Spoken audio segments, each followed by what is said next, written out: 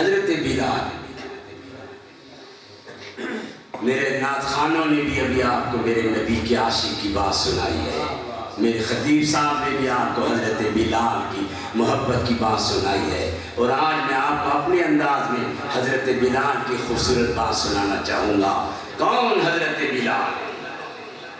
جس کو نبی کی محبت میں تبتی ریت میں گھسیٹا گیا، جس کے سینے میں سن رکھ دی گئی۔ ایک جگہ تو دھدن والو، جب میں حضرت بلال کا یہ واقعہ پڑھ رہا تھا نا، اس ٹائم میری آنکھوں میں جو آنسو رواں تھے کہ اس ظالم شخص نے کیا کیا کہ حضرت بلال کو چٹائی میں لپیٹ دیا، اس کو کمرے میں بند کر دیا، کمرے میں دھواں چھوڑ دیا، حضرت بلال کے سینے میں پتھر رکھ دیا، حضرت بلال کی زبان پہ گرم گرم کولا رکھ دیا، دروازہ بند کر دیا، دھواں باہر نہ نکلے، حضرت بلال کا دم گھٹ رہا ہے۔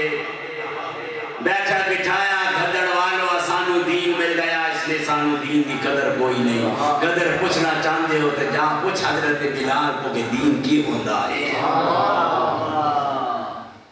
حضرت بلال کے سینے پہ سل پڑی ہوئی ہے، زبان جلی ہوئی ہے، حضرت بلال سانس مشکل سے لے رہا ہے کیونکہ پورے کمرے میں دھواں بھرا ہوا ہے، چٹائی میں لپٹا ہے کہ اپنے آپ کو ہلا بھی نہیں سکتا، سسکیاں لے رہا ہے۔ عجیب قدرت دیکھیے غوثیہ مسجد والوں کہ اس حجرے کے قریب سے حضرت ابو بکر صدیق کا گزر ہوتا ہے۔ حضرت ابو بکر صدیق نے جب دیکھا کہ حضرت بلال کے رونے کی آواز آ رہی ہے تو دروازہ کھولا، دروازہ کھول کر حضرت بلال کے سینے سے پتھر ہٹایا، چٹائی سے نکالا، حضرت بلال کو باہر لے کر آئے۔ حضرت بلال سانس لینے لگا تو حضرت ابو بکر صدیق نے ایک بات کر دی کہ اے بلال، خدا کے لیے تھوڑا صبر کر لے، اس ظالم کے سامنے نبی کا نام نہ لیا کیوں لیتا ہے، جب چلا جائے پھر لیا۔ حضرت بلال کو تبدیلیتوں میں گھسیٹا گیا، حضرت بلال کو چٹائی میں لپیٹ دیا گیا۔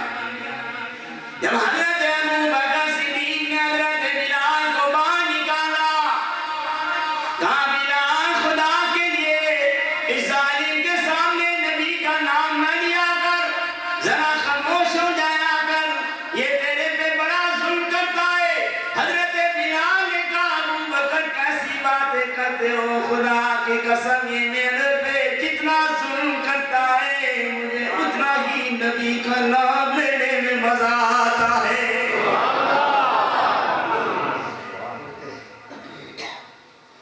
حضرت بلال فرمانے لگے ابو بکر میں نبی کا نام لینا کیوں چھوڑ، اے ابو بکر جب آپ بازار جاتے ہو برتن خریدتے ہو پہلے ٹھوکتے ہو کوئی برتن کچا تو نہیں، گھڑا ٹھوکتے ہو کوئی گھڑا کچا تو نہیں، مٹکا ٹھوکتے ہو کوئی مٹکا کچا تو نہیں۔ فرمایا کہ ابو بکر جب بازار جا کر ساری چیزیں ٹھوکتے ہو کوئی کچا تو نہیں، میرا خدا مجھ بلال کو ٹھوک ٹھوک کے دیکھ رہا ہے کہیں بلال میری نبی کی محبت میں کچا تو نہیں رہ گیا۔ جرم دے دنیا کے نبیوں کو، جرم عشق دا اتنا سنگین کیوں ہے، او میں کو مارن والے ہو میں کو کیوں پوچھتے ہو، پوچھو میرے یار کو اتنا حسین کیوں ہے۔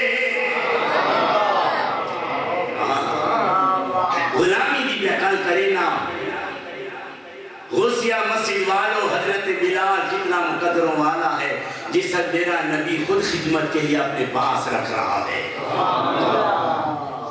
وہ بلال دنیا سے رخصت ہو رہا ہے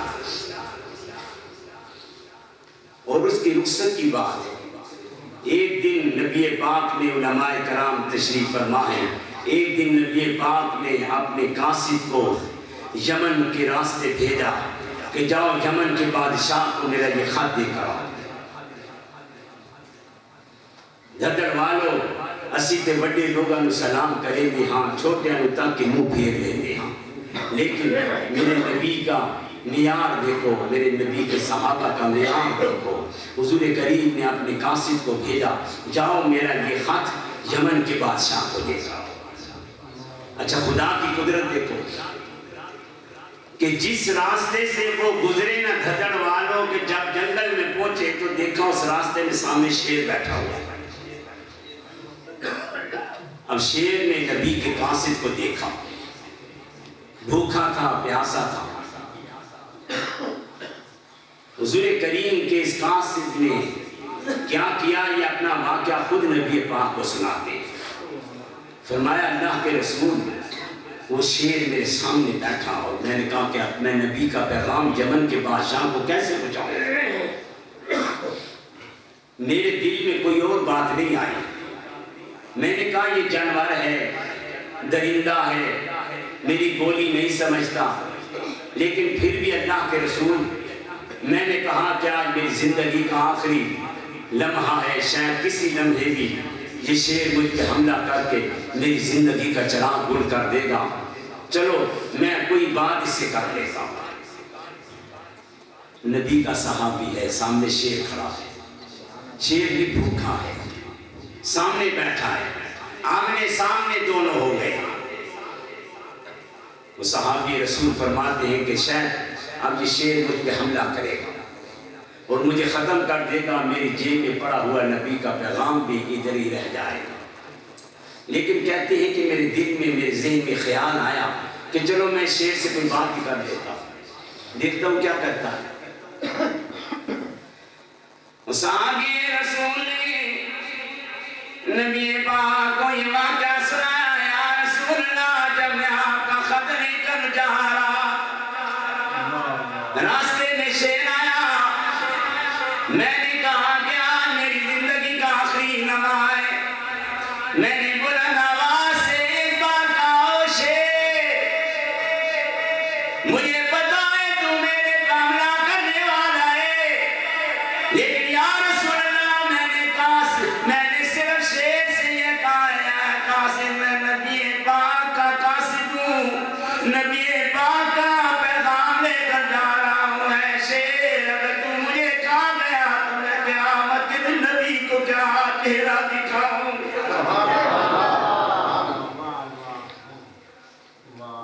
میں نے شیر سے کہا ہے شیر میں نبی کا قاصد ہوں، یا رسول اللہ مجھے رب العالمین کی قسم ہے، جب میں نے اسے یہ کہا کہ میں نبی کا قاصد ہوں، وہ کھڑا ہو گیا، کھڑا ہو کے ہم کہتا ہوا چپ چاپ جنگل کی طرف چلا گیا، اور یا رسول اللہ میں یمن کی طرف چلا گیا۔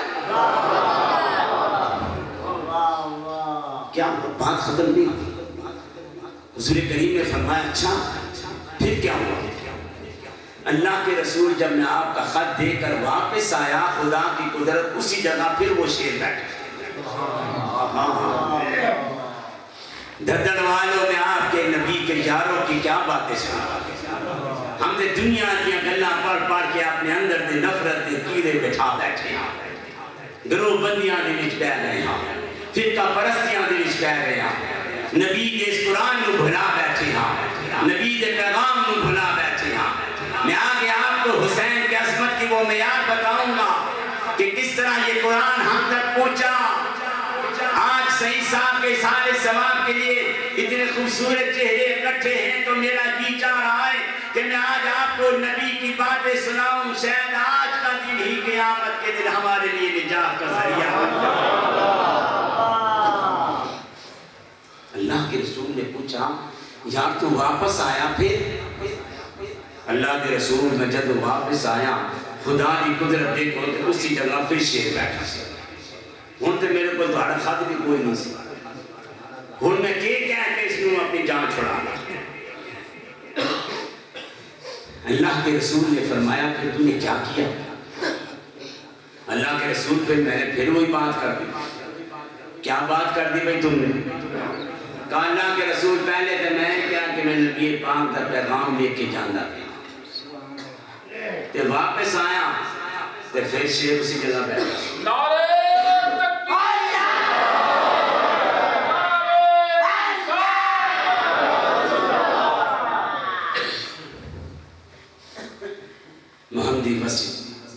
محمدی مسجد کی جب بات آتی ہے غوث اعظم کی بات آتی ہے غوثیہ مسجد کی بات آتی ہے دھگر والوں باشعور چہروں کی بات آتی ہے اصال ثواب کی بات آتی ہے محبت رسول کی بات آتی ہے تو یہ باتیں میں آپ کے ذہن میں آسان لفظوں میں سمجھانے کی کوشش کر رہا ہوں نبی کی چھوٹی چھوٹی باتیں آپ کے ذہن میں ڈالنا چاہتا ہوں دھگر والوں وہ قاصد نبی نے کہا اللہ کے رسول جب میں واپس آیا پھر شیر وہیں بیٹھا تھا اب میرے دل میں خیال آیا کہ پہلے تو میں نے آپ کا خط کہہ کر اپنی جان چھڑائی اب تو آپ کا خط بھی کوئی نہیں ہوں میں جان کس طرح سے چھڑاؤں حضور کریم نے فرمایا تم نے کیا کیا یا رسول اللہ جب میں واپس آیا راستے میں وہیں شیر بیٹھا ہوا میرے پاس کوئی بہانہ نہیں پھر میں نے کہا شیر تیرا شکریہ میں نبی پاک کا پیغام دے کر آ گیا ہوں اب نبی پاک کے لیے پیغام لے کر جا رہا ہوں اس نے جب یہ بات سنی پھر ہم کرتا ہوا چلا گیا یا رسول اللہ پھر ہم کر کے چلا گیا حضور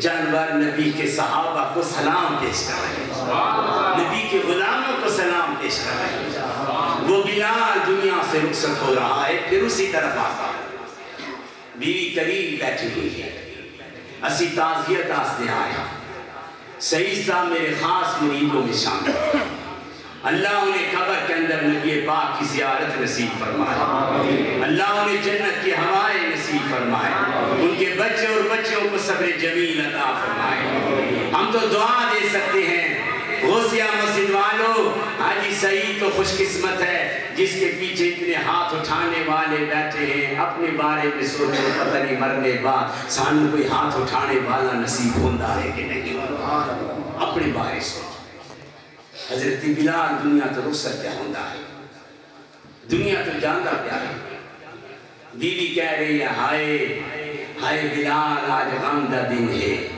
ہائے بلال آج تعزیت دا دن ہے ہائے بلال آج مصیبت دا دن ہے اسی جس طرح تعزیت آستے اکٹھے ہوئے ہاں آج مصیبت راستے کہ حاجی سعید صاحب دنیا تو رخصت ہوئے انہوں دی غم میں شریک ہوئے ہاں تعزیت دے لمحے شریک ہوئے ہاں نہیں دردڑ والو حضرت بلال کے خوبصورت پیغام آپ کو سنانا چاہتا ہوں حضرت بلال نے آنکھیں کھولی تو حضرت بلال کی آنکھوں سے آنسو نکل رہا تھا حضرت بلال ساری داڑھی مبارک آنسو سے تر ہو رہی تھی روتے روتے کہا کہ بی بی کیا کہہ رہی ہے یہ کیا لفظ بول رہی ہے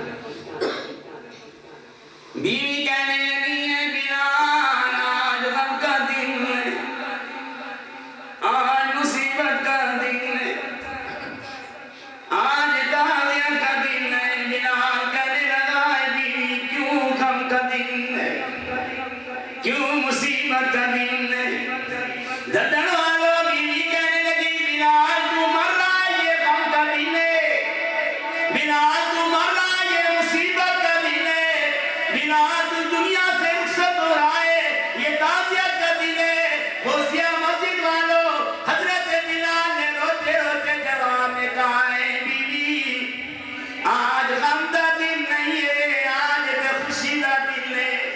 کہ میں بلال جتنی جلدی مروں گا اتنی جلدی قبر میں مجھے نبی پاک کی زیارت نصیب ہو جائے. جتنی جلدی مروں گا اتنی جلدی مجھے قبر میں نبی پاک کی زیارت نصیب ہو جائے. یہ محبت کے پیغام آئے. آؤ دھڑن والوں تھوڑی دیر کے لیے میں آپ کو میدان کربلا کے دلی لیے چلتا ہوں تاکہ آپ کو پتہ چلے اے قرآن پڑھنے والوں, اے نمازیں پڑھنے والوں, اے روزے رکھنے والوں, اے حج کرنے والوں, اے تہجد پڑھنے والوں, اے نیکیاں کرنے والوں, تمہیں آج پتہ چل جائے کہ آج مؤذن جو اذان دے رہا ہے, جو آج ہم مومنوں کا ایمان ہے, جو آج اسلام کا سلامتی باقی ہے, آج ابو بکر صدیق کی صداقت باقی ہے, آج عمر کی عدالت باقی ہے, آج عثمان کا حیا باقی ہے, آج علی کی شجاعت باقی ہے. اس لیے باقی ہے کہ حسین نے میدان کربلا کے اپنی جان کا نذرانہ پیش کر قیامت تک کے لیے اپنے لالا کے دین کا جھنڈا بلند کر دیا. سوال کریں گے کئی بدبخت لوگ سوال کریں گے خطر آلو آدھر حسین کی ضرورت پیسی یزید نہ ٹکر لینے دی. تھوڑے جے بندے لے کے اتنے بڑے یزید نہ مقابلہ پہ کریں دے. کون حسین؟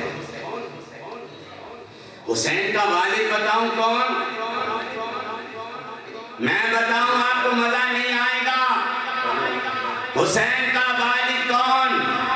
میں نہیں بتاؤں گا. دھڑ والوں جاؤ خانے کعبے کا دروازہ کھول کر خانے کعبے سے پوچھو کہ کعبہ تیرے اندر ولادت لینے والا کون تھا. میں آپ کو بتاؤں کہ میرے حسین کی ماں کون ہے. حضرت فاطمہ الزہرا رضی اللہ عنہا, وہ جنتی خاتون میرے نبی کی بیٹی کہ جب حضرت فاطمہ الزہرا نبی پاک سے ملنے ان کے گھر جایا کرتی تھی.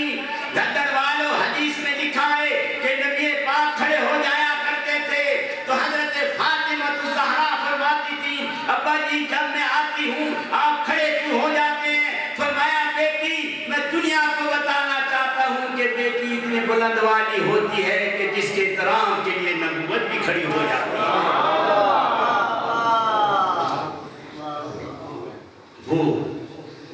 وہ فاطمہ الزہرا ایک دن حضرت امام حسن اور حسین خوبصورت بات سناتا ہوں. باقی باتیں تو آپ کو میرے خطیب صاحب حق نواز صاحب نے شہادت حسین پہ سنا رکھی ہوں گی. ایک خوبصورت لمحے کی بات سنانا چاہتا ہوں. فرمایا کہ اللہ تعالیٰ ایک جگہ اپنے نبی سے کہتا ہے کہ میرے نبی ذرا سجدہ لمبا نہ کیتا کر, سجدہ مختصر رکھا کر. جب آپ سجدے میں جاتے ہو آپ کے پاؤں میں سوجن آ جاتی ہے. میرے نبی آپ گھٹ ذرا عبادت میں طوالت نہ کیا کرو, آپ قیام میں تھوڑے کھڑے ہوا کرو, آپ سجدہ چھوٹا کیا کرو. یہ اللہ اپنے نبی کو حکم دے رہا ہے کہ جا جبرائیل میرے نبی سے فرمائیے کہ میرے محبوب طٰہٰ ما انزلنا علیک القرآن لتشقیٰ. اے میرے محبوب میں نے آپ کو یہ قرآن اس لیے نہیں بھیجا کہ آپ مشقت میں پڑ جائیں, آپ آسانی سے جتنا پڑھ سکتے ہیں پڑھیں, آپ کے پاؤں سوج جائیں, مجھ خدا کو اچھا نہیں لگتا. جا جبرائیل میرے نبی سے کہیے کہ میرے نبی ذرا سجدہ چھوٹا کیا کر, لمبا نہ کیا. جدڑ والوں جدو تھا جو مادہ سے میں آپ کی گل ختم کر دے سے کیونکہ مولوی تقریر پہ کرے تو پھر تو صاحب پتا ہے کہ اللہ تعالیٰ مولویوں کو سپیکر تو ہٹا سکتا ہے, تو اسی طرح ہٹا سکتا ہے. مولوی ایک باری کو سپیکر تے چڑھ جائے تو خدا دی پناہ. ایک جانے مولوی تقریر پہ کرے نا قاری صاحب سارے ستے پہ شکر تسی جاگنے پہ وہ مولوی یہ آیا اس نے منہ میں دند کوئی نہیں ہے پتیسی لائی میں زور لینا ہے تو پتیسی باہر پھر چاہ کے منہ بھی سٹینا ہے وہ ایک بندہ تنگ آ گیا نوجوان مولوی جی کیسے نہیں بدلانے رہے یا اگلی گل بھی کرے سنا وہ تقریر کرنے بڑی بات کر گیا سارے ستے پہ آخر لگاؤ لوگو نماز پڑھا کرو اللہ یاد کیتا کرو مسواک کرے سو تے مسواک کرنے نہ تساں 70 نماز کا ثواب مل سکتا اچھا سارے ستے پہ پیچھے جانا پہ اس دی گل سن کی تھی مولوی نے تقریر ختم کی تھی تے گھر گیا تے بیوی آنی مولوی صاحب ہوئی آئے کیڑے مسئلے بیان کی تھے آنی بڑی سونی تقریر کی تھی حالانکہ ستا رہا مولوی نے ایک کلمہ پوری تقریر کیوں پسند آئی اس آکے کی پسند آئی مولوی صاحب نے تو بیچارے نے کہا تھا کہ مسواک کرنے نہ 70 نماز نہ ثواب ہے تے بیوی آہنا مولوی آہنا بکواس کرنے نہ 70 نماز نہ ثواب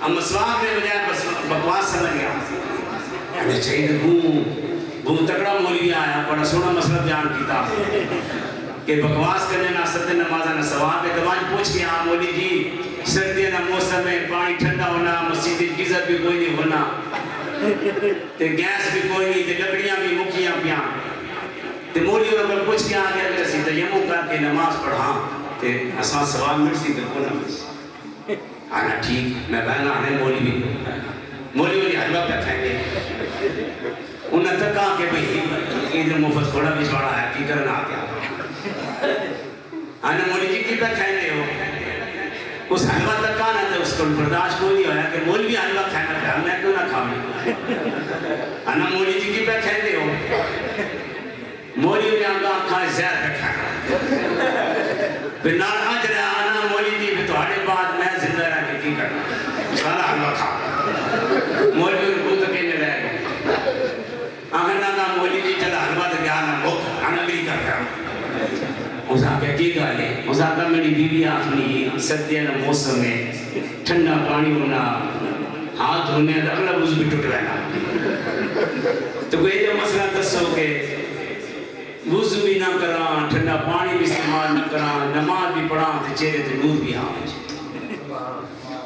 مولوی نے آکھا یار تو مٹی نے ڈھیلے ہوتے تیمم کر چھوڑا مٹی منہ تے مار ہاتھے تے مار تے پر ون نماز پڑھا اللہ نور دے سیا دردڑ والے گران جڑے علاقے میں جڑے بجلی کوئی نہیں ہونی اس چھوٹے بھی بجلی کوئی نہیں ہے ادھی رات اٹھا صاحب کا کوئی فضری نہ ٹائم تھی گیا ادھی رات اٹھا تے کمرے میں ڈھڑینے وٹا ڈھڑینا پیا وٹا مڑ ونجے تے میں تیمم کرنے بوڑ کے خانے جو بڑا تو سے دوا الٹا پیا تبھی ہوتے ہاتھ رگڑا تے منہ پھیرا تے چہرے ہوتے تے سویر بیوی کے سامنے آیا تے بیوی نے ایک باری چیخ نکلی اس آقا بیوی تک نہ بڑے چہرے تے نور آیا نکل گیا اس آقا اے جے نور تے خدا کی لعنت ہوئے کالا شاید کی تیمم اپنا یہ مسئلے ہیں دردن والوں خدا کے چہروں کو خوش رکھے سلامت رکھے یہی تو محبت کی باتیں کر رہا ہوں یہی ٹائم اگر ہنسی مذاق میں گزارو گے بجائے نفرت کرنے کے خدا کی قسم اللہ کہتا ہے کہ جب ہم اللہ سے کہتے ہیں نا دردن والوں اللہ میں تیرے نا بو پیار کرے نا بو محبت کرے نا بڑا پیار کرے نا اللہ حضرت تو جھوٹ بھی بولنا میں چھپا بیٹھا تو ماں تک ہے کوئی نہیں آنا میں اللہ تو نہ پیار کرے نا تو جھوٹ بولتا ہے اللہ کہتا ہے تو جھوٹ بولتا ہے کہ تو خدا سے پیار کرتا ہے ہم کہتے ہیں یا اللہ تو جھوٹ بولتے ہیں اللہ کہتا ہے اے بندے تو میرے بنائے ہوئے بندے نہ جڑا تیرے سامنے بیٹھا ہے اس نال پیار نہیں کرے نا کہ چھپے خدا نہ کیتے پیار کرے بندوں سے پیار کرو خدا تم سے خود پیار کرے میرے نبی سے پیار کرو خدا تم سے خود پیار کرے حسین کی بات کر رہا ہوں ایک دن حضرت امام حسن اور حسین کی بات آتی ہے تو آؤ دردڑ والوں یہ بھی ذکر کر کے تھوڑا سا ایمان تازہ کریں میرے نبی کے ایک ران پر میرے نبی کا سگا بیٹا حضرت ابراہیم بیٹھا ہے اور دوسری ران پر میرے نبی کی ران کے اوپر دوسری جگہ پہ حضرت حسین بیٹھا ننے دو شہزادے بیٹھے ایک میرے نبی کا بیٹا بیٹھا ہے اور ایک میرے نبی کا نواسا حسین بیٹھا ہے۔ ادھر سے جبرائیل آ گیا، جبرائیل نے دروازہ کھٹکھٹایا، حضور کریم نے فرمایا من لکن باب، کون دروازہ کھٹکھٹا رہا ہے؟ یا رسول اللہ میں جبرائیل آیا ہوں، میں اندر آنے کی اجازت چاہتا ہوں۔ دروازوں میرے نبی کا مقام دیکھو جس کے دروازے پہ جبرائیل کی اجازت لے کر آتا ہے۔ جی جبرائیل کیا بات ہے؟ یا رسول اللہ رب العالمین نے فرمایا جا جبرائیل، میرے نبی کی جھولی میں میرے نبی کا بیٹا بیٹھا ہے، میرے نبی کی جھولی میں حسین بیٹھا ہے۔ اللہ کہتا ہے جا میرے نبی سے پوچھ کے آئے، میرے نبی ان دونوں میں سے میں ایک کی زندگی کا چراغ گل کرنا چاہتا ہوں، بتا کس کی زندگی کا چراغ گل کروں؟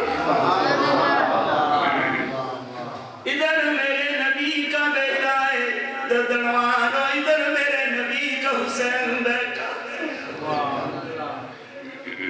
میرے نبی کو آزمائش میں جبرائیل نے ڈال دیا۔ یا رسول اللہ رب العالمین فرماتے ہیں خدا ان دونوں میں سے ایک کی زندگی کا چراغ گل کرنا چاہتا ہے، آپ بتائیے کس کی زندگی کا چراغ گل کیا جائے؟ دھڑ والو، یہ محبت کی باتیں آج میں آپ کے دل میں بچھانا چاہتا ہوں، سکون دینا چاہتا ہوں۔ آپ کو پتا چلے کہ جب میرے نبی کے نام میں اتنی برکت ہے تو میرے نبی کے نظام میں کتنی برکت ہو۔ نام محمد سے دلوں کو سرور ملتا ہے، نگاہ و فکر کو تازہ شعور ملتا ہے۔ دھڑ والو، نصیب کیسا بھی ہو، نام محمد لے کر خدا کی قسم خدا سے جو کچھ بھی مانگو ضرور ملتا ہے۔ یہ وہ منظر ہے دھڑ والو کہ میرے نبی کی آنکھوں سے آنسو نکل آئے۔ ادھر دیکھتے ہیں تو بیٹا ہے، ادھر دیکھتے ہیں تو حسین بیٹھا ہے۔ اب دونوں میں سے ایک کی زندگی کا چراغ ہونے کی اجازت مانگی جا رہی ہے۔ جبرائیل دیکھ رہا ہے کہ نبی کیا فیصلہ کرتے ہیں، اللہ کے فرشتے دیکھ رہے ہیں کہ نبی کس کے زندگی کا چراغ گل کرنے کا حکم دیتا ہے۔ دھڑ والو، یہ خوبصورت باتیں آپ کو حسین کی عظمت کی سنانا چاہ رہا ہوں۔ حضور کریم نے ایک طرف اپنے بیٹے ابراہیم کو دیکھا، دوسری طرف حسین کو دیکھا، ایک دم فیصلہ کرتے ہوئے کہا ابراہیم یوں کر اگر اللہ ان دونوں بچوں میں سے کسی کی زندگی کا چراغ گل کرنا چاہتا ہے، جبرائیل میرے بیٹے کی روح قبض کر لے، میرا حسین میرے پاس چھوڑ دے۔ اس لیے جبرائیل حسین منی، حسین منی وانا من الحسین۔ تھوڑے دنوں بعد ابراہیم دنیا سے رخصت ہو گئے۔ ایک دن حضرت امام حسن حسین میرے نبی پاک کے پاس تشریف لائے۔ یا رسول اللہ، نانا نانا آج آپ ہمارے ایک فیصلہ کیجئے۔ حضور کریم نے فرمایا بیٹو کیا فیصلہ کرانے آئے ہو؟ دھڑ والو، یہ ایسا نبی پاک کی زندگی کا مقدمہ تھا جس کا فیصلہ میرا نبی نہیں کر سکا۔ کیا فیصلہ تھا؟ دونوں ننھے شہزادے امام حسن اور امام حسین دونوں نبی پاک کے پاس آ کر کہنے لگے نانا جلدی سے ہمارا فیصلہ کریں۔ حضور کریم نے فرمایا بیٹو کیا فیصلہ کروں؟ امام حسن نے اپنی تختی آگے کرتے ہوئے کہا نانا بتانا میں نے تختی اچھی لکھی ہے نا؟ حسین نے اپنی تختی آگے کر دیا۔ نانا مجھے بتاؤ میں حسین نے تختی اچھی لکھی ہے نا؟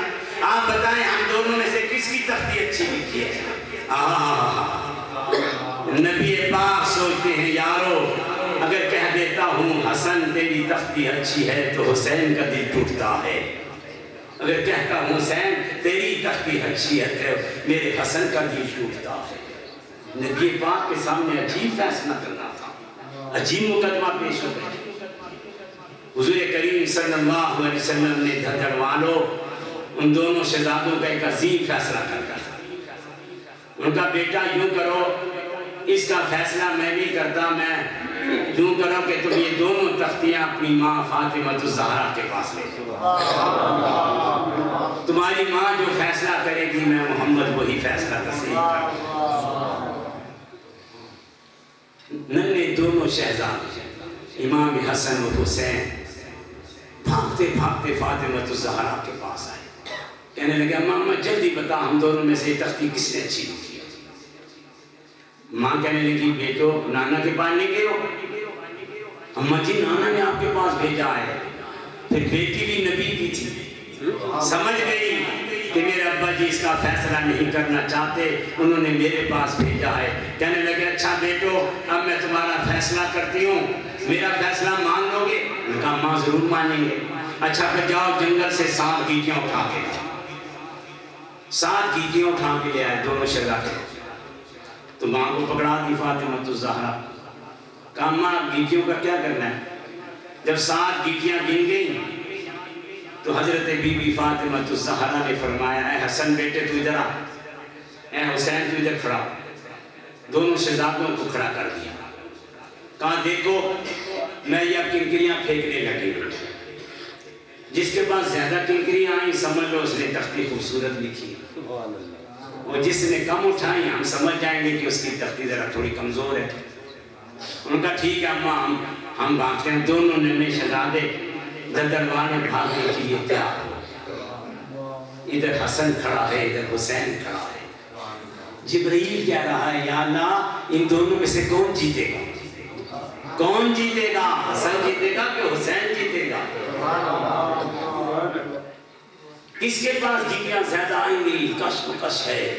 عرش اللہ کے فرشتے یہ دیکھنا چاہ رہے ہیں کہ خدا ان دونوں میں سے کس کو جتانا چاہتا ہے۔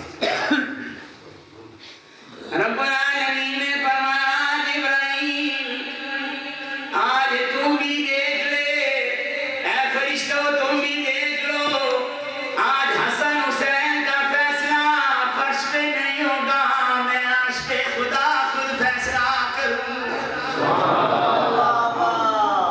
جبرائیل کہنے لگے یا اللہ کون جیتے گا؟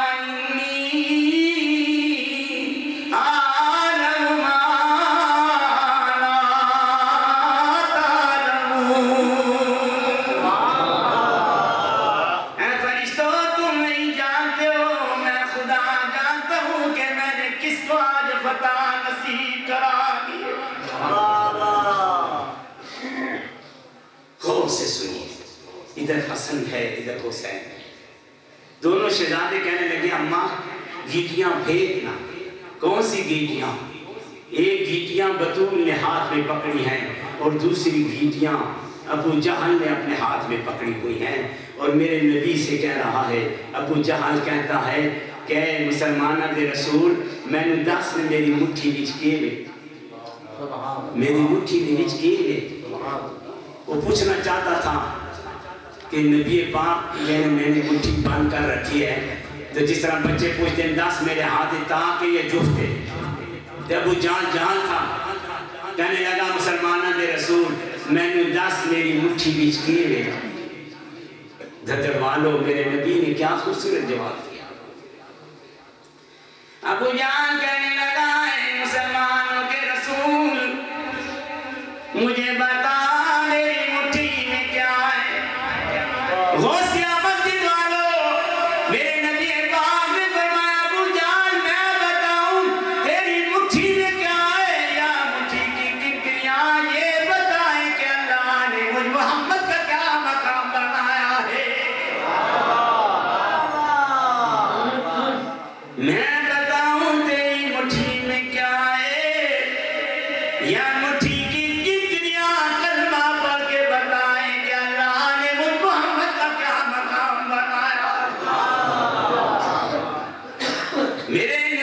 حسن خوبصورت ہے.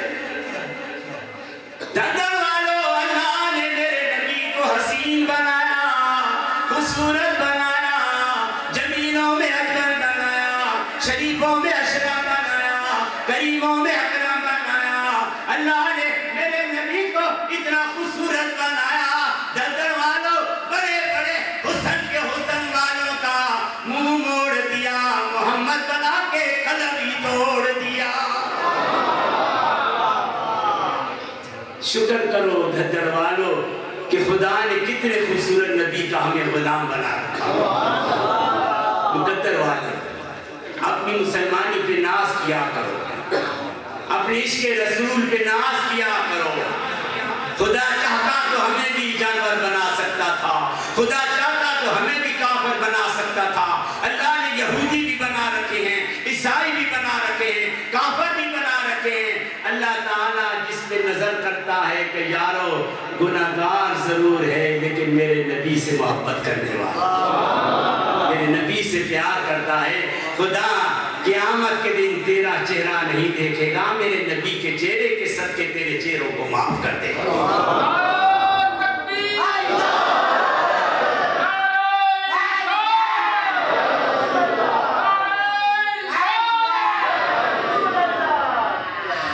اب فیصلہ ہو رہا ہے, فیصلے کا وقت آ گیا ہے. ادھر حسن کھڑا ہے, ادھر حسین کھڑا ہے, اور بعد حضرت بی بی فاطمہ الزہرا کے ہاتھ میں کنکریاں پکڑی ہوئی, کہنے لگی بیٹو یہ لو, اب میں پھینک رہی ہوں, جلدی سے پھانک کر جاؤ. جو زیادہ اٹھا کر لائے گا اس کی تختی اچھی ہوگی, جو کم لائے گا اس کی کم اچھی ہوگی. بی بی فاطمہ الزہرا نے کنکریاں پھینک دی, حسن حسین بھاگ رہے, حسین نے جیتی اٹھا لی, ایک حسن نے اٹھا لی, دوسری حسن نے اٹھا لی, دوسری حسین نے اٹھا لی, تیسری حسن نے اٹھا لی, تیسری حسین نے اٹھا لی. اللہ کہہ رہا ہے کہ دیکھو میں خدا کیا فیصلہ کرتا ہوں. جب دونوں شہزادے ساتویں کنکری اٹھانے کے لیے بھاگے, اللہ نے اس ساتویں کنکری کے دو ٹکڑے بنا دیے. ایک حسن نے اٹھا لیا, ایک حسین نے اٹھا لیا. اللہ کہتا ہے ابراہیم, جس حسین کا میرا نبی دل نہیں توڑنا چاہتا, میں خدا اس حسین کا دل کیسے توڑ. میرا نبی حسین کو سینے سے لگا کے رو رہا. کبھی میرا نبی حسین کے چہرے کو بوسہ دے رہا ہے, کبھی میرے نبی حسین کی زبان چوس رہا ہے, کبھی میرا نبی حسین کے گلے کو بوسے دے رہا ہے.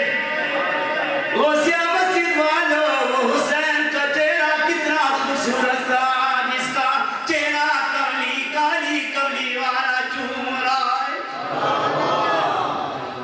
اسی تے دنیا بیٹھ کے انہیں خرافات بن بیٹھ گئے. میرا نبی حسین کا چہرہ بھی چومتا ہے, بوسے بھی دیتا ہے. کیا خوبصورت لمحے ہیں. محرم دا مہینہ ہے, حق نواز صاحب نے تو ہانو یوم عاشورہ نے موقع تے حسین دی عصمت یا گلا دسیا ہون گیا. لیکن میں آپ کو ایک بات بتانا چاہتا ہوں کہ محرم کے مہینے کے حوالے سے تاریخ اسلام ہمیں دو میدان دکھاتا ہے. دھڑن والوں میری بات نوٹ کرو, تاریخ اسلام میں صرف دو میدان ہیں, ایک میدان منا ہے, ایک میدان کربلا ہے. یہ میدان منا ہے, یہ میدان کربلا ہے. میدان منا میں بھی چھری چلتی ہے, میدان کربلا پہ بھی چھری چلتی ہے.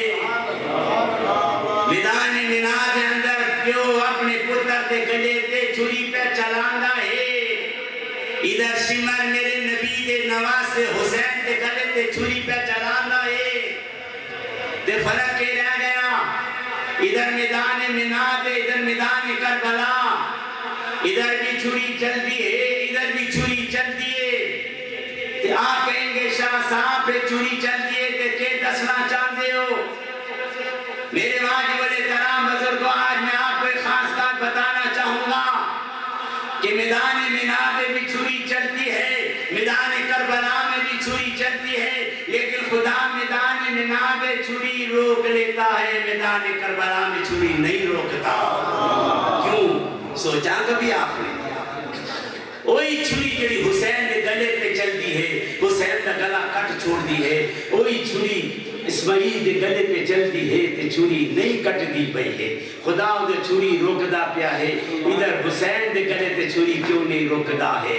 خدا اسماعیل واسطے چھری روک سکتا ہے، اپنے نبی دے نواز دے واسطے چھری کیوں نہیں روکدا پیا؟ سوچو کیوں؟ کیا حکمت تھی اس میدان کربلا کے واقعے سے؟ خدا ہمیں کیا سبق پڑھانا چاہتا تھا؟ ادھر چھری روکی کیوں؟ ادھر چھری چلی کیوں؟ بس ایک نکتے کی بات، اللہ یہ غوثیہ مسجد کے اندر بیٹھے ہوئے خوبصورت چہرے تیرے سے پوچھتے ہیں، اللہ تو میدان مینا دے اندر اسماعیل دے گلے تے چھری کیوں نہیں چلن دیتی؟ ہاں وہ بھی تے لوہے دی چھری سی، یہ بھی لوہے دی چھری، ہاں ادھر حسین دا گلا پہ چٹین دی، ہاں ادھر اسماعیل دا اقوال بھی خراب نہیں کریں دی پئی، ہاں چھری ٹیڑھی پئی ہوندی، ہاں اسماعیل دا گلا کوئی نہیں کٹ دی پئی، ہاں ابراہیم پورا نوک گلے پہ رکھ کے اسماعیل کے پورا زور لگاتا ہے، نیچے سے اسماعیل فرماتے ہیں ابا کہیں تو نے میرا چہرہ تو نہیں دیکھ لیا، کہیں خدا کے حکم میں دیر نہ لگا، گلے میں چھری نہیں چلتی تو یوں کر میرے گلے میں چھری کی نوک رکھ لے، اوپر زور لگا، ابا جلدی کر، اللہ کے فرشتے دیکھ رہے ہیں کہ اسماعیل کہیں بے صبرا نہ ہو جائے، ابا جلدی زور لگا، نوک کو میرے گلے میں ڈال، میں خدا کے راستے میں قربانی پیش کرنا چاہتا ہوں۔ نہیں چل رہی چھری، پڑھو تاریخ اسلام کا دھڑ والوں مطالعہ کرو، لکھا ہے کہ ابراہیم پورا زور گلے کے اوپر چھری کی نوک رکھ کے پورا زور لگاتا ہے، چھری مڑ جاتی ہے، اسماعیل کا بال نہیں مڑتا۔ کیوں؟ کیوں نہیں مڑتا؟ بس آج یہی سبق دینا چاہتا ہوں کہ چھری رکتی کیوں ہے، چھری چلتی کیوں ہے، اللہ سے چھری روکی کیوں ہے؟ گلے کے ابراہیم چھری رکھ رہا ہے اور والے سے کہہ رہا ہے یا بدبار ما تمہر ستجدنی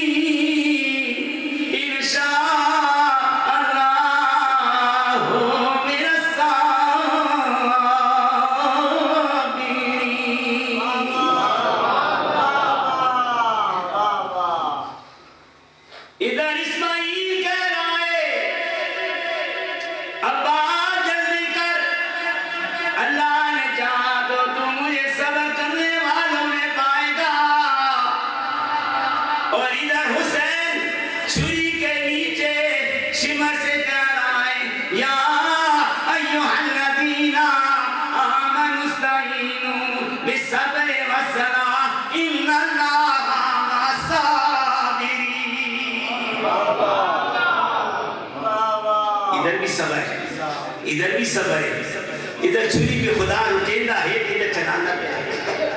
کیوں؟ دھڑ والوں میری بات کو ذہن میں بٹھا لیجئے کہ خدا نے یہاں چھری روکی کیوں؟ اللہ کہتا ہے چھری روک، ابراہیم کہتا ہے چھری کو مخاطب ہو کر وہ چھری کیوں نہیں ادھر گلا پہ کٹیں دی ہے؟ میں پورا زور پہ لانا تھا تو اس دن گلا ہی نہیں کٹیں دی تھی، تو ابراہیم نے زور سے چھری پھینکی تو پتھر کے 2 ٹکڑے ہو۔ ابراہیم نے چھری اٹھائی، کہنے لگے پتھر ٹکڑے کر چھوڑے ننا جا گلا تیرے کو نہیں کٹیندا پیا، کیوں نہیں کٹ دی؟ سنیے دھڑ والو، چھری کو خدا نے زبان دی، چھری کہنے لگی کہ اے خلیل تقول مرتا اخطئی والجلیل یقول 70 مرتا لا تخطئی، اے خلیل تو ایک بار کہتا ہے گلا کاٹ، جلیل 70 بار کہتا ہے چھری خبردار اسماعیل کا گلا نہ کاٹنا۔ اب ابراہیم بتا میں تیرا حکم مانوں یا اس پالنہار کا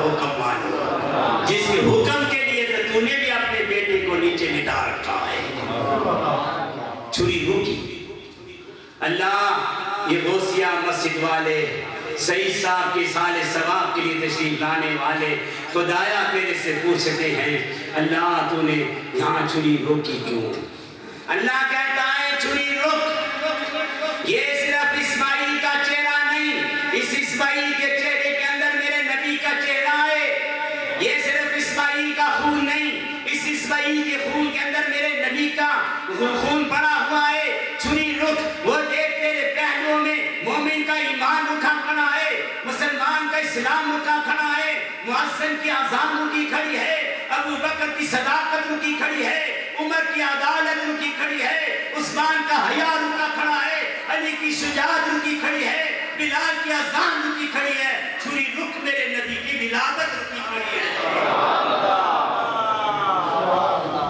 چھری رک، یہ صرف اسماعیل دا گلا نہیں ہے، اس گلے دے پیچھے میرے نبی دا گلا ہی، چھری رک، خدا نے چھری کیوں روکی؟ خدا نے دنیا کو بتایا دنیا والوں میدان منا میں خدا نے چھری اس لیے روکی کیونکہ چلانے والا بھی کلمہ گو تھا، جس کے گلے میں چل رہی تھی وہ بھی کلمہ گو تھا، خدا نے کلمہ پڑھنے والے کے ہاتھ سے کلمہ پڑھنے والے کو ذبح نہیں ہونے دیا، خدا نے دہشت گردی کا راستہ بند کر دیا۔ کیوں مسلمانوں پر مرے ہو؟ کیوں ایک دوسرے کے کفر کے فتوے لاندے ہو؟ کلمہ پڑھنے والے نے ذبح کر کے بم باندھ کے سجدہ کرنے والے نے مرے دے ہو، میرے نبی دے دین دے حسن دا بیڑا پہ غلط کریں دے ہو۔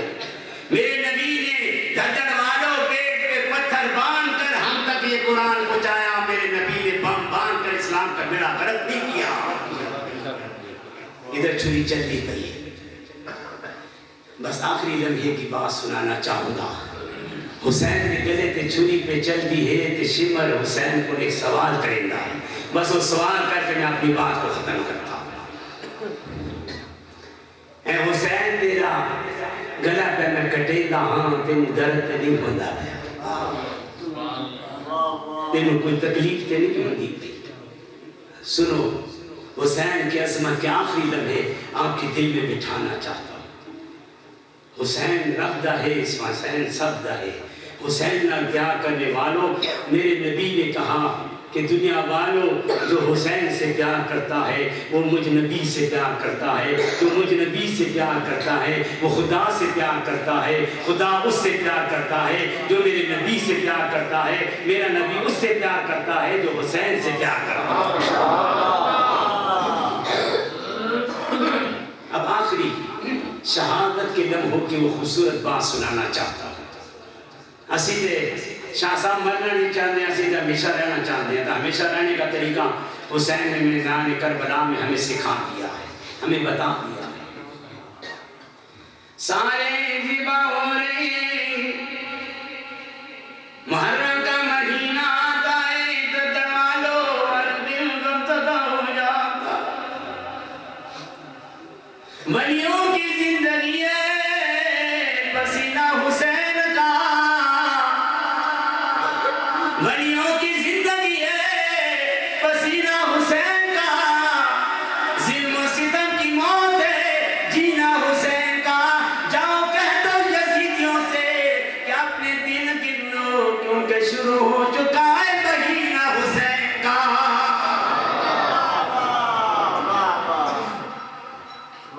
علی اکبر کو بلایا، بس سارے جو ذبح ہو گئے، سارے ذبح ہو گئے، گھر کوئی بھی نہیں رہا، علی اکبر آخری رہ گئے۔ بوڑھے حسین نے اپنے علی اکبر کو تیار کیا، بیٹا گھر دے وچوں جوان پتر تو ہی رہ گیا، سارے اللہ دی راہ تے قربان کی گئے۔ حضرت امام حسین نے غوثیہ مسجد والوں علی اکبر کو تیار کیا۔ علی اکبر نے کہا ابا اب مجھے حکم دے میں کیا کروں؟ حضرت امام حسین علی اکبر کو پکڑ کے گھوڑے کے قریب لائے۔ سنیے یہ منظر خوبصورت آپ کے ذہنوں میں بٹھانے لگا۔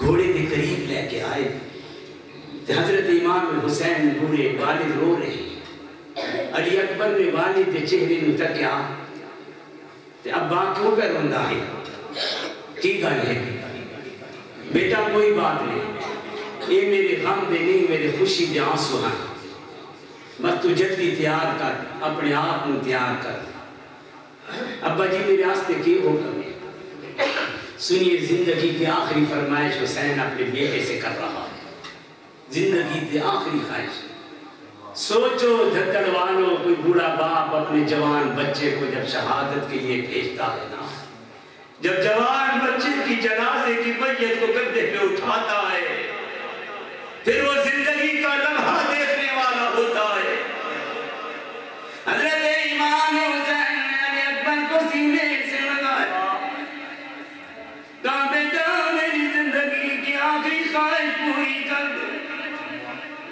یہ ابا جی کیا پوری کروں فرمایا بیٹا پانی کوئی نہیں تم بھی تیمم کر لے میں بھی تیمم کر لیتا ہوں خدا کے لیے مجھے زندگی کی آخری اذان سنا دے تاکہ میں حسین اور علی اکبر تو زندگی کی آخری نماز ادا کروں علی اکبر اذان دے رہا ہے پیاسا علی اصغر اذان دے رہا ہے اے معززو اے اذان دینے والوں مقدر والوں ہو کبھی علی اکبر کی اذان کو منظر پہ رکھو اور حسین اپنے بیٹے کی زندگی کی آخری اذان سن رہا ہے ایک امام ہے کہ ایک مقتدی ہے ایک امام حسین ہے کہ ایک بیٹا مقتدی ہے نماز پہ پڑھے دے ہاں زندگی کی آخری نماز علی اکبر پہ پڑھیندہ ہے علی اکبر اپنے والد نال پہ کھلوندہ ہے اور حضرت امام حسین نماز پہ پڑھان دے ہاں حضرت امام حسین نے ہاتھ باندھے گرا کرنی شروع کر دی زندگی کے لمحے کے وہ قرآن پڑھنا شروع کر دیا اور اپنے نانا کی تعریف کی وہ آیات پڑھی جو شروع میں نے آپ کو سنائی حضرت امام حسین زندگی کی آخری آیات یا ایھا النبی انا ارسلناک شاہدا ومبشرا ونذیرا وداعیا الی اللہ بإذنہ وسراجا منیرا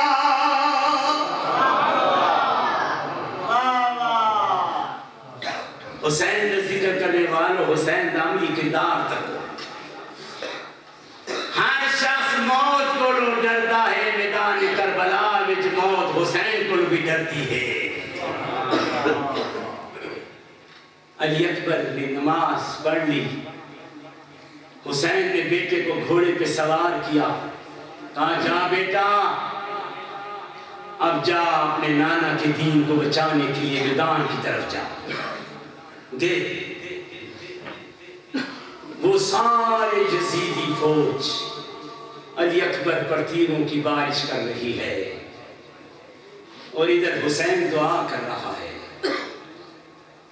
گھر کے بیٹیاں کہنے لگی ابا آپ دعا کر رہے ہیں یہ تو آپ کی زندگی کا آخری بیٹا جا رہا ہے سنیے امام حسین نے میدان کربلا میں خیمے میں بیٹھی ہوئے بیٹیوں کو کہا بیٹیوں یہ وقت امتحان کا ہے اور امتحان کے وقت رویا نہیں کرتے کامیابی کی دعا کیا کرتے ہیں علی اکبر پھر واپس آ گئے آئے تو سارے جسم پہ تیر ہی تیر لگے ہیں اور کئی تیر ایسے تھے کہ حسین کا بیٹا علی اکبر گھوڑے پہ گرا پڑا ہے ایسے لگ رہا تھا جیسے زندگی کا آخری رکوع کر رہا ہے تیر گھوڑے کے ساتھ لگے ہوئے تھے اور تیروں کی چونچیں حضرت علی اکبر کے سینے پہ چبھی ہوئی تھی اور شہزادے نے کیا کہا ابا بیٹا کیا بات ہے تو زندہ کیوں واپس آ گیا تو زندہ کیوں آیا حضرت علی اکبر میں ان سے ڈر کر واپس نہیں آیا ہوں۔ کیوں آیا ہے ابا؟ ایک گھونٹ پانی کا مل جائے۔ غوثیہ مدیوالو حسین نے علی اکبر کو گھوڑے سے نیچے اتارا، سینے سے لگایا اور کہا بیٹا پانی کوئی نہیں ہے، اپنا منہ کھول۔ جب علی اکبر نے منہ کھولا، حسین نے اپنی زبان نکال کر علی اکبر کے منہ میں ڈال کر کہا بیٹا یہ زبان چوس لے، یہ وہ زبان ہے جس نے تیرے نانا کی زبان کو چوسا تھا۔ دنیا دیا گلاں کریں ہو، میرے نبی کے خاندان دیا گلاں کر کے ایمان دی روشنی مرتقرر کرو۔ اب وہاں پر یزیدی فوج کہنے لگی علی اکبر ساری گل مان لے، اسی تینوں چھوڑ دیں گے۔ ابن زیاد کہنے لگا مان لے گل، اور علی اکبر وہ شہزادہ میرے نبی کا کیا خوبصورت جواب میدان کربلا میں دے رہا ہے۔ دردر والوں میری بات یاد رکھنا، میدان دریائے فرات سے پانی پینے والے سارے مر گئے، خدا نے پیاسوں کو قیامت تک زندہ رکھ دیا۔ پانی پینے والے مر گئے، پیاسے قیامت تک زندہ ہو گئے۔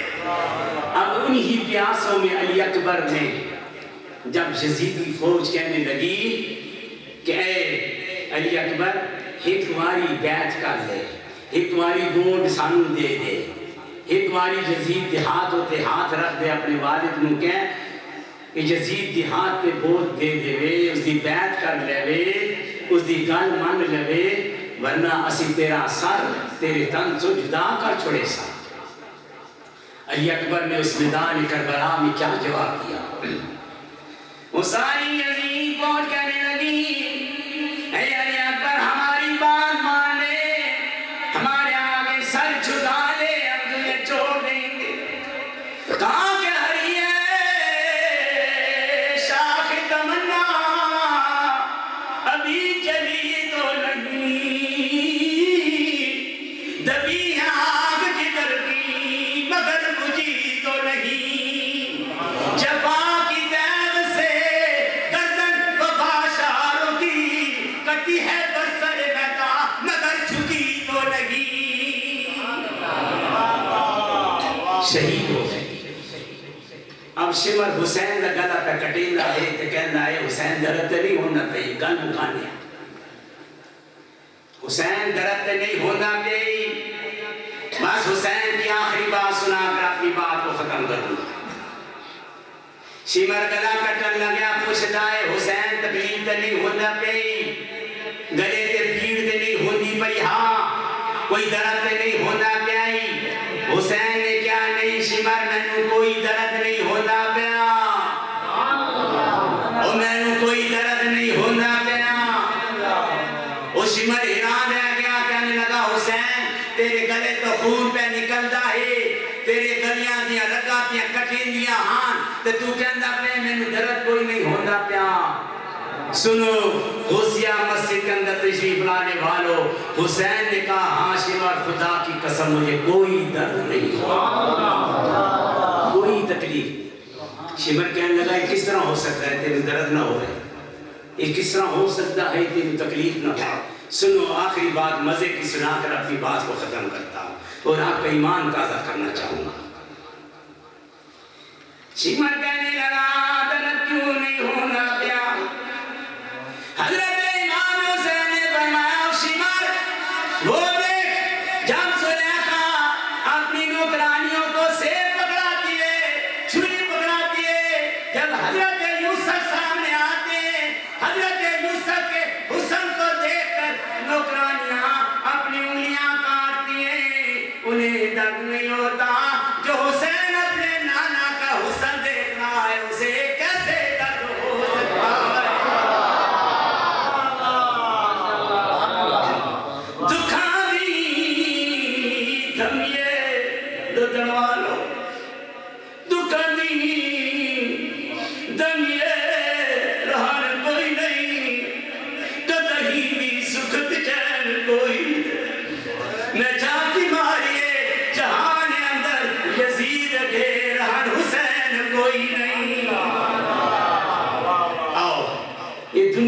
سہارے چھوڑو، صرف میرے نبی کی محبت کا سہارا پکڑو۔